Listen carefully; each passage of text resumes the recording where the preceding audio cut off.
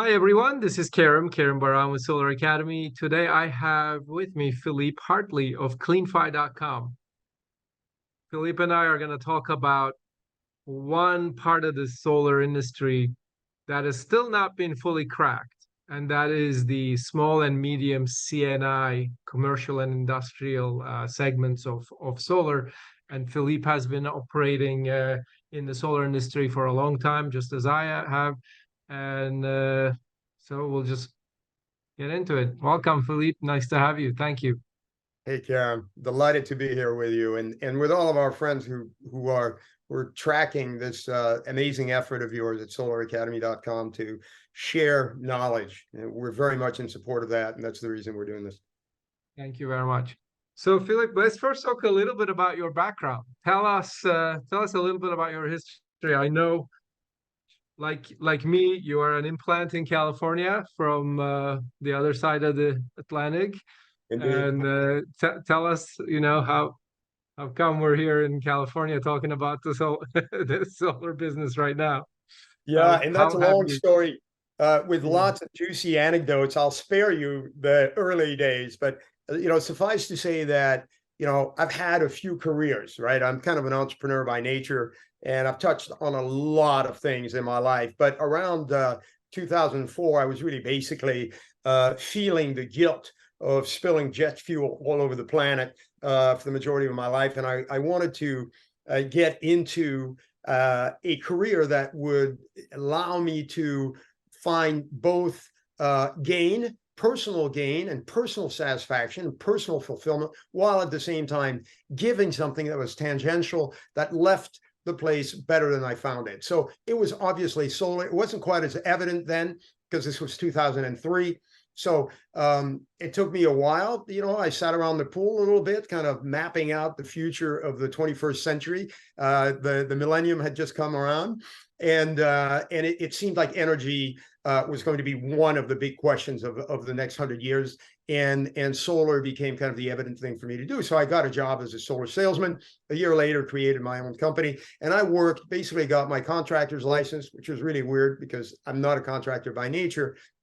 Got my electrical and general contractor's license and opened up a solar shop in 2005. It was called Fat Energy, and I ran it until about 2014. In the process, we were doing mostly residential solar. You were building your distribution company at that time, Kerim, and you remember that financing in Resi really came along. We had, the concept of PPA was developed at the large scale commercial, and it entered the residential business as well, and PPAs exploded, and that really became the solution. Sandwich in the middle was small to medium commercial, and it never had really any attention. And lo and behold, we ended up getting a couple of small commercial jobs, and it actually almost broke us.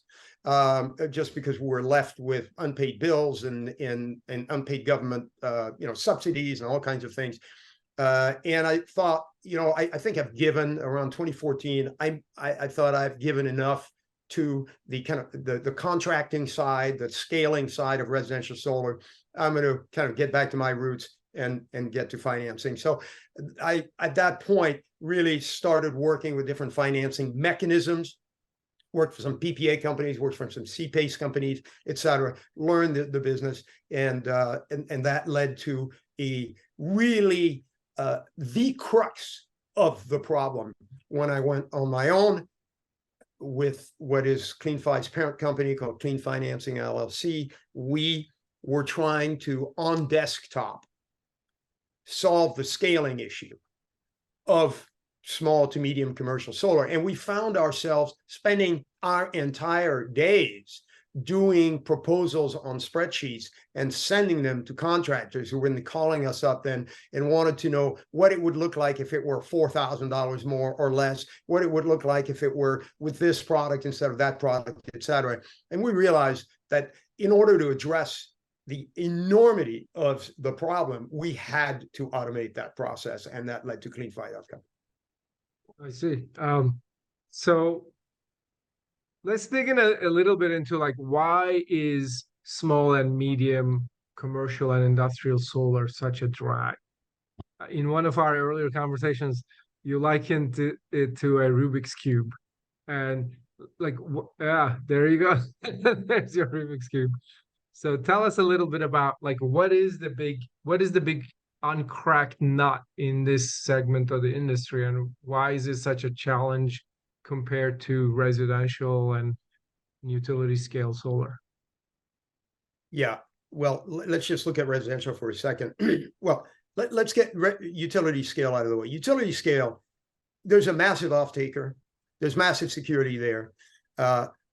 Essentially, the margin involved in this project is so large that people are willing to really roll their sleeves up and spend a lot of time on a single problem, a single project with, you know, a couple of funders who understand the risk factor in the off-taker, who understand that very specific product, which is essentially selling energy to a utility.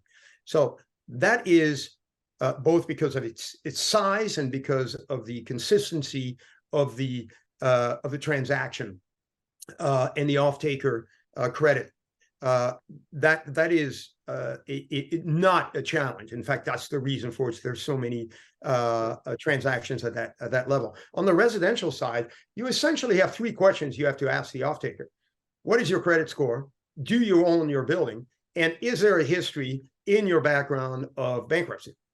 And based on that, you know, you can very quickly interpret what credit risk there is, and therefore how much the financing should be for that particular party. You can do it literally instantaneously because it's basically all houses.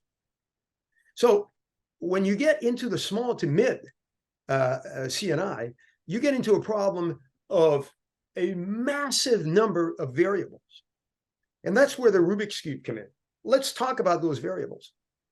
If you look at the Rubik's Cube as an example of all the different factors that impact the decision, we will get very quickly an idea of the near impossibility of actually solving this conundrum and why we find it so fascinating. Let's start with red. Where is it? Where in America is this project? Why is that important? Because funders are going to be anything from community development funds, credit unions, specialty banks. They're going to be CPACE programs and organizations, et cetera. So where it is in America, and there are a lot more than 9 squares, right? It's an enormous number of entities that respond to the first question, where's the project? What is it? Is it solar? Is it solar plus storage? Is it solar plus storage plus roofing? Is it a microgrid? Is there LED? Is there efficiency involved, et cetera? So you can imagine, you know, we actually fund hundreds of improvements on the platform, but let's just say there are only 9, which is really modest. How much is it? Is it less than $100,000? Is it less than $250,000, but more than $100,000? Is it less than 500? Less than $1 million? Blah blah blah, etc. What type of entity is the off-taker? Is it the mush market? Is it municipal? Is it private school, a nonprofit? Is it a place of worship? Is it a golf course? Right? Is it a industrial space that's used for cannabis? Is it a blah blah blah? Again, 9 doesn't contain the incredible number of entities that it can be. What type of building is it? Right? Is it a building that is owned by partnership? Is it a building that is owned by a major corporation? Are there multiple corporations? Is one of the owners bankrupt in that corporation, right? Et cetera. So again, we're filling far more than each of these sides of the Rubik's Cube. And then finally, what is the tax situation of that entity, right? Is it going to claim transferability? Is it going to need construction financing for direct pay? Does it need to pay back the ITC early in the loan without penalty? What are the circumstances that are specific to that entity? So if we look at all the different combinations that are contained in a Rubik's Cube of possibilities, assuming there are only 9 combinations on each side, Kerim, would you care to take a guess at how many different combinations we have contained? That'll be in the thousands. Hundreds of thousands, right? Hundreds of thousands. Okay, I was Hundreds, thinking thousands. hundreds It's of hundreds. thousands. Okay. I would Yeah. like you to consider writing this number in big letters. It's like 9 to the power 6 at the very least here, but you're saying each side has more than 9 possibilities, so it's got to be a bigger If number it than were that. only 9 possibilities on each cube, Kerim, Yeah, it and there's would probably be more than 6 facets to to each project too. Yeah, I get that. exactly. So if it were only 9 combinations for each, I'm going to give you the number. Okay, it's going to be a long one. Are you ready? The number of combinations, if only 9 possibilities existed on each side, would be 43 quintillion, 252 quadrillion, 3 trillion, 274,489,856,000 combinations. I get that. That's a complicated problem. That is the reason small to medium commercial financing is very difficult. And it's most people fail to understand it because they come from the residential side or the industrial side, the utility side, and they want a fast answer. So that's the problem we're addressing. So how do you solve this problem with CleanFi? Well, first of all, a lot of brain cells have been spent, trying to figure that out. Obviously, we start with a low-hanging fruit, right? Obviously, we start with the most common.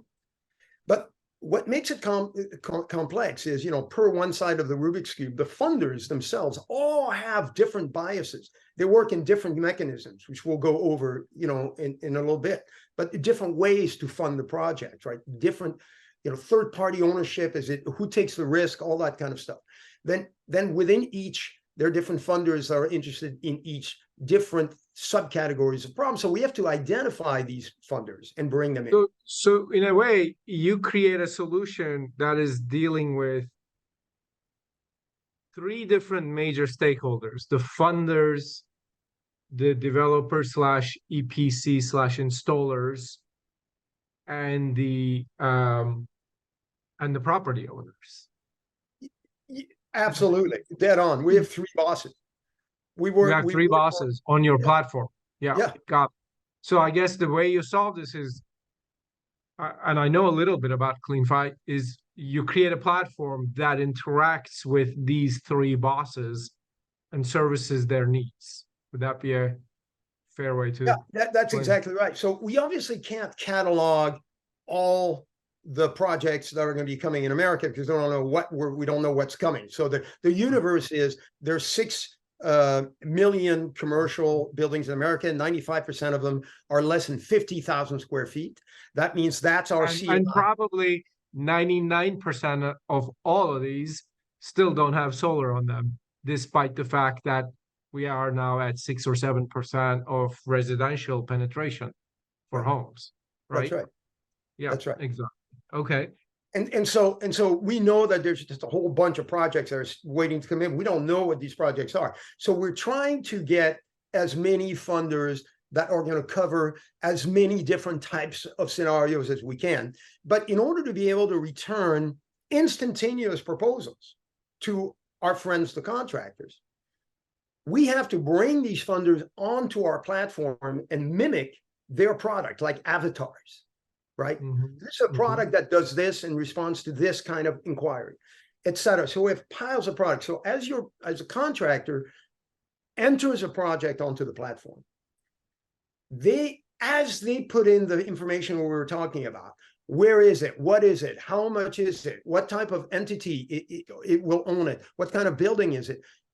Funders are literally, or funding options are literally taken off the shelf and put back on the shelf, depending on what each question is.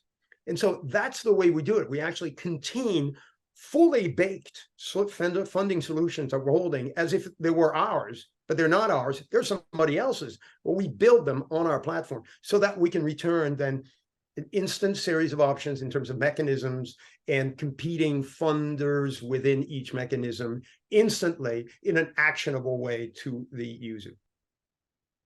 Got it. And so I guess being in finance, funders is one of the most important because you got to have financing to be able to finance people. So that is who you go after probably first, because it's a platform. Platforms usually have the chicken and an egg problem for two sides of the marketplace. In fact, you have three sides to the marketplace in a way. So, but do you go after the funders first and then get the EPCs who get the property owners, or do you go after the property owners? How does that dynamic work? And and then what do you do for each one of those stakeholders? What do you offer? I guess I know a little bit about your products, but it would be probably useful to talk a little bit about the key products you offer as well. Yeah, absolutely. So how we do it, first of all, is like these guys that you see on the 3rd Street Promenade in Santa Monica, standing on 1 foot or a unicycle, juggling 3 balls at the same time. We're doing that, right? We're oftentimes actually responding to a scenario that we've never seen before, and going to find a funder to respond to that scenario because we hadn't anticipated, right? And our job is, and I'll get your question about different mechanisms, but our job is basically to create a narrative for each project. Or how do we present this project to a funder based on the realities of that project? So we try to automate as much of it as possible. At some point, we actually have to get on the phone and talk. And we can't automate this process for the reasons we talked about. What we've done is to automate the process of getting what we call indicative proposals, which are real products that fall in the category of funding that you need to get this project funded, and then the devil's in the details.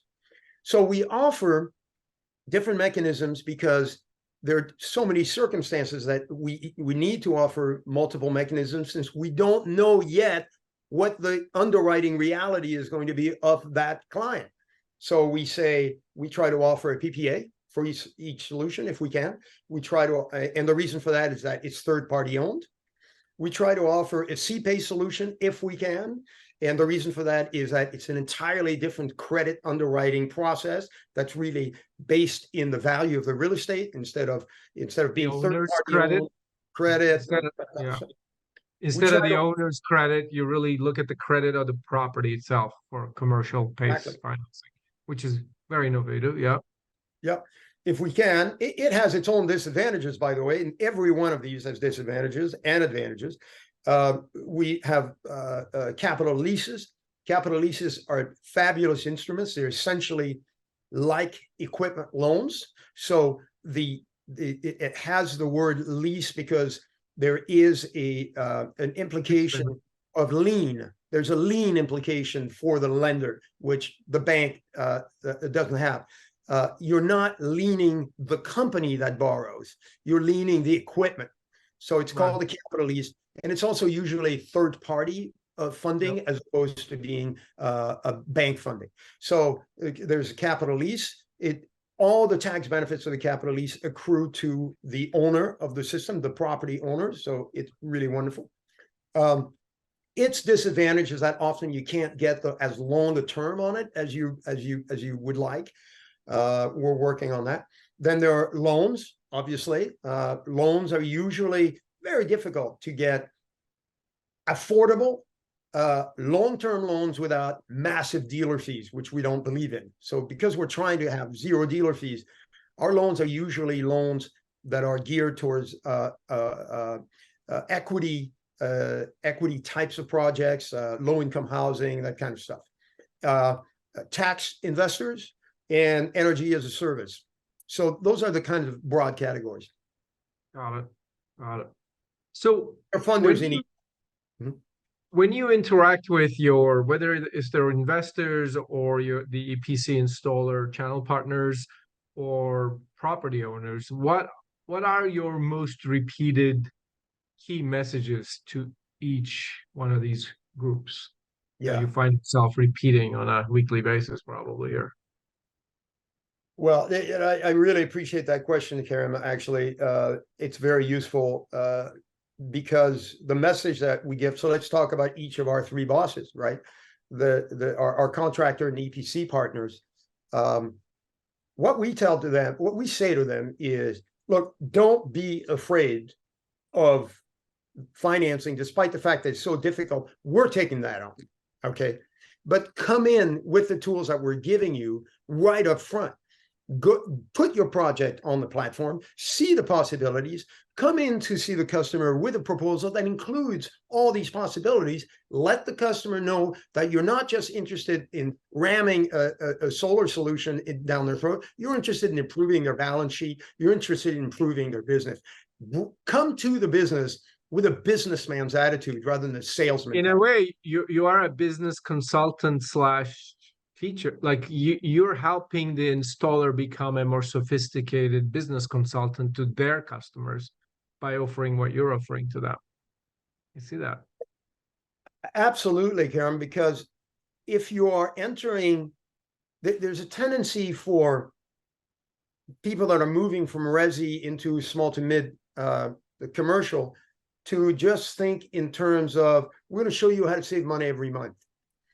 Yeah. A business doesn't just think on how to save money every month. Yeah, their operating cost is important, but where does the capital to make that happen come from? Is it on the balance sheet? Is it off the balance sheet?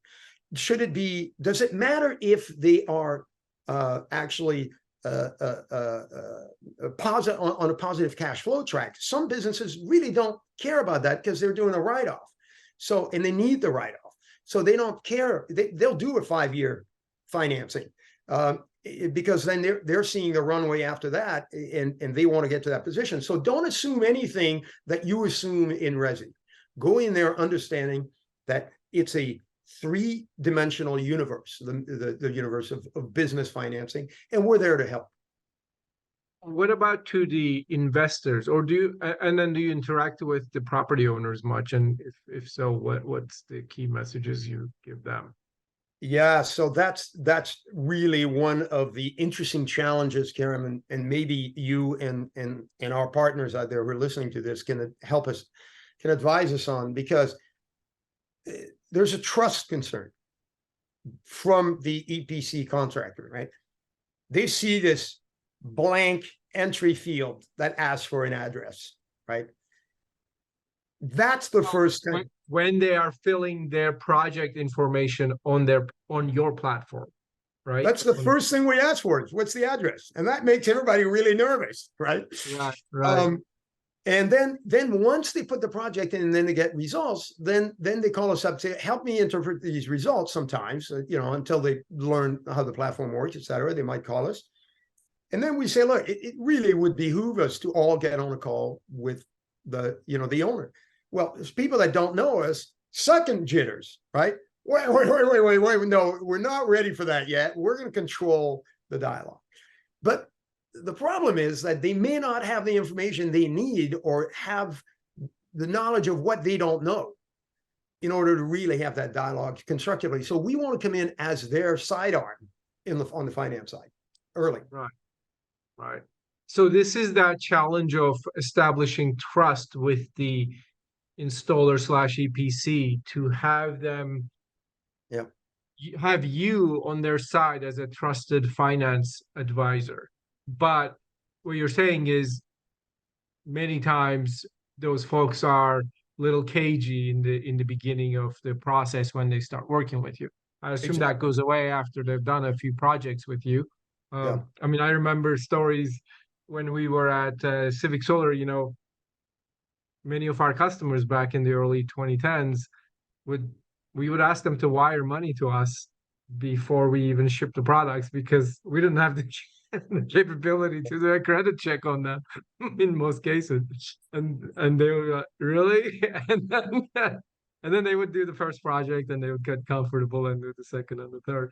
But so in your case, it's a big deal for an EPC installer to share their customer information so early on so how do you gain their trust, and what kind of rules of engagement and so on do you I mean, there are all kinds of, we're glad to sign NDAs. We're going to actually, one of the things that we're going to be adding to the site now being, it's the end of September 2023. I don't know when people would be listening to this, but at some point we're going to add a preliminary NDA in the site. So before you enter your address, we'll have an NDA that says we're not going to share this information with anybody. But the truth is that, at any given time, sometimes we get the same address entered 3 times by different contractors, right? Right. Have to because treat, they're competing. Yeah. we have to treat each one of them as an individual project. We're basically like an old, think of the old days of banking in small city America, or anywhere for that matter, when there would be a banker that sits on Main Street, right off the main square, and he knew everybody that walked through in front of the bank through the glass window. He'd see them, he'd know exactly what their financial situation is. But the reason they wore gray suits and gray ties is because they wanted to be like an undertaker. They wanted to know that those secrets would go into the tomb with them, right?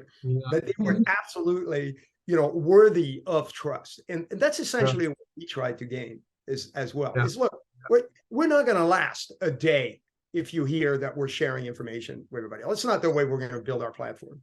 Yeah. Right. Well, as we conclude, do you want to share anything else as to how CleanFi acts as a virtual finance department for EPCs installers? What are some other key messages that you might want to leave the investors with that might want to become funders on your platform, or property owners that are even aware of the, your existence and how you are actually facilitating the process? Yeah, I mean that's a great question, because the way we act as a virtual finance department is it depends who you are in the marketplace, right? We solve problems for a lot of different people.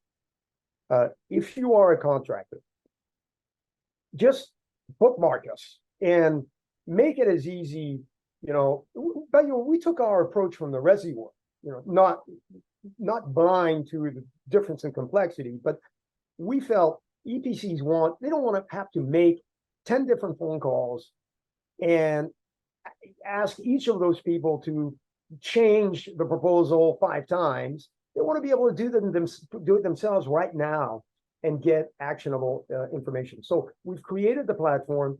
It's free to users, free to contractors. We do not share your information. Go on there, use it. You'll have an archive of your project. You can come back later and update that project, because all of our funders float on the 10-year, 20-year, 5-year treasury yield, depending on their product. So numbers change with time, with interest rates, et cetera. You can modify your project. You can forward any one of the proposals to your property owner, to your client. So use it as a tool. That's the first way we're a virtual finance department. Think of us as the person sitting alone at a desk across the hall from the sales room, behind the door, buried in files, right? And you walk out on your way to a sales call, you open the door, you slam down a file, and you say, find me 3 finance solutions for this project now, right? We're that. Except that we're indefatigable. We never get tired, and we have instant solutions to everything you ask for. So use us. That's for the contractor. But there are a lot of other people that use us well. Obviously, we're an easy way for funders to get, pre-baked pre-baked projects with applications, with documents, etc. We have a white label version of what we do. We're about to release a version 2. We're finding a lot of interest from residential contractors that don't have a solution for commercial financing, and that basically want an integrated solution that fits into their website, that allows their contractors to stay within their environment and do both commercial as well, residential as well as commercial. And then we're also allowing funders to be able to use our platform so they can have instant proposal tools that just quote their product only, not the competitive market, but just their product for just a fraction of the cost of what it would cost them to do it themselves. So we're trying to really serve each one of our masters fully with as many solutions as possible. But essentially, our product in the end, Kerim, what we make our money doing is by packaging financeable, pre-baked applications that come into a funder that happens to want exactly that application. Philippe, this is a great summary of your very powerful platform, CleanFi, that is working on cracking the nut for this small to medium size commercial industrial segment. I would love to continue these conversations in the next one. Perhaps we can do a quick demo of the platform from an installer's perspective, maybe even a funder's perspective, and get into a little bit more of the details of your various offerings. And, that's right. I'd love to talk about the whole direct pay and transferability market at some point if you're so inclined. Yeah, that's a world. Yep. Great. Let's do it. Well, thank you very much for your time and all this wealth of knowledge, and we will continue this very soon. Thank you, Philippe. I'm excited about being part of this with you. Thank you.